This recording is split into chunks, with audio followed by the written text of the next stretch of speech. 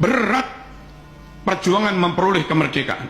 Lebih berat lagi, ada bangsa lain berdandan kayak ulama, berdandan kayak syekh, yang tentu warga Indonesia yang muslim sangat menghormati orang yang dandanannya kayak ulama.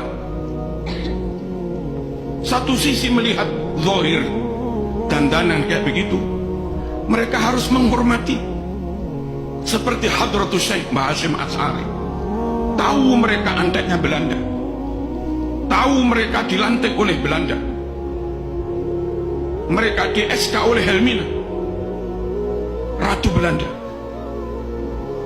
bahkan di framing seakan-akan mereka keturunan Rasulullah SAW. Sungguh-sungguh semakin menyulitkan para pejuang.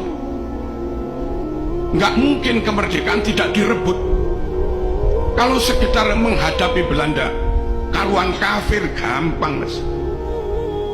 Ini kadang menghadapi bangsanya sendiri, atau menghadapi orang yang ngaku ulama, bahkan ngaku keturunan Rasulullah SAW, tapi mereka berkomplot dengan penjajah. Alhamdulillah, ulama kita Hadratus Syekh Mbah Hasyim Asy'ari tegas, musuh tetap musuh, musuh tetap musuh, apapun penampilannya, apapun kedoknya, tetap kenceng, tidak tolah-toleh, tidak ragu, tentu dengan penuh bijaksana dan arif.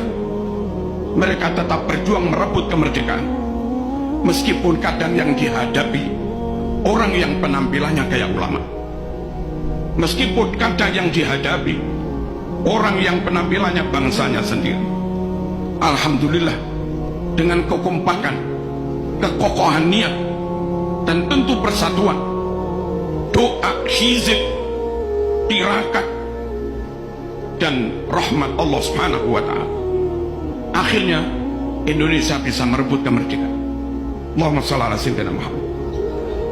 Gerakan-gerakan ideologi yang itu bersumber dari asing, pusatnya di asing, dikontrol oleh asing, lalu kau biarkan mengobok-obok umat Islam yang ada di Indonesia.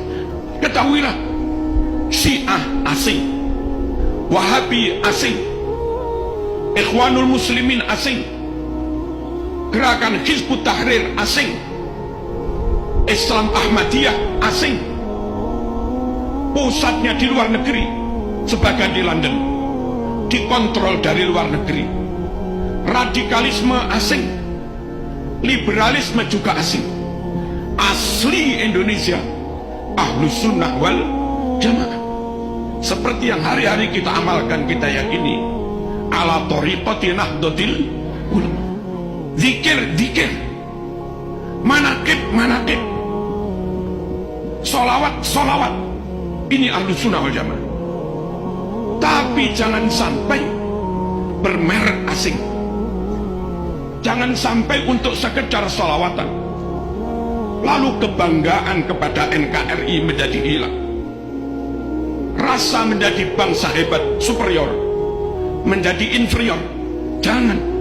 Orang dengan penampilan apapun, dengan baju apapun, dengan wajah kayak apapun, dengan suku etnis kayak apapun, asal mereka muslim Ahlus Sunnah wal Jamaah, ikut manaqib, ikut haul, ikut sholawatan. Tapi kalau kita harus ikut mereka, harus ada di bawah mereka, harus dikontrol mereka, harus nyembah kepada mereka. Jangan. Ulama kita lebih alim, Ahlus Sunnah wal Jamaah kita lebih clear, fikih Syafi'i, akidah Asy'ari Maturidi, thariqah Imam Junaid al-Baghdadi, Abil Hasan Asy'adili, Syekh Abdul Qadir al-Jilani, Al-Imam al-Ghazali. Jangan gampang dikit-dikit ikut, apalagi sampai akhirnya mereka mengatakan Indonesia ini milik wali-wali yang datang dari suatu wilayah. Bukan. Mbah-mbah mereka bukan pejuang. Pejuang itu Bung Karno, Bung Hatta. Pejuang itu Cuk Nyadin. Pejuang itu Haji Agus Salim. Pejuang itu Mbah Wahab Hasbullah. Pejuang itu Diponegoro, bukan yang lain-lain. Mosok sampai di antara mereka pidato, kamu budak-budak kami, dan yang mau ikut mereka diperbudak, bodoh. Nggak menghargai kemerdekaan yang diperjuangkan ulama dengan darah dan nyawa. Kita berdamai dengan siapapun, kita berta'awun, berkolaborasi, kerjasama dengan siapapun, tapi kita bangsa Indonesia tidak mau ada di bawah siapapun, tidak mau dikontrol oleh siapapun, tidak mau diatur-atur oleh siapapun. Kita bangsa Indonesia hebat, kita bangsa Indonesia pinter, dan kita bangsa Indonesia yang muslim jelas Ahlus Sunnah wal Jamaah. Kalau dulu Indonesia harus belajar bahasa Arab ke Timur Tengah, hari ini di UIN Malang S2, S3 kadang ada mahasiswa dari Arab ambil bahasa Arab di Malang. Artinya mereka tahu bahwa balaghah ada di Indonesia, mantek ada di Indonesia, ma'ani bayan badi ada di Indonesia, ulumul Quran ada di Indonesia, tarawat lughawiyah, filologi ada di Indonesia.